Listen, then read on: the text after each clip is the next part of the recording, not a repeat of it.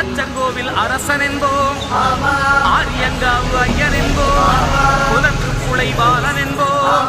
எரிமேலி ஸ்ரீதர்ம சாஸ்தாவ் என்போம், சொரிமுத்து ஐயனார் அப்பன் என்போம், சோதீசரூபன் என்போம்,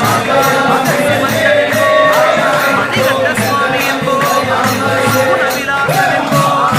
சுந்தர ரூபன் என்போம், ஜாதி மத பேதமில்லா கடவுளாம், சத்திய வடிவான தெய்வமாம், ஆபத்தில் காப்பவனாம், உன்னதான பிரபுவாம், உலகத்தின் முப்பற்ற தெய்வமாம், சோதனைகள் செய்வானாம், ஆனால் கைவிட மாட்டானாம். அப்படிப்பட்ட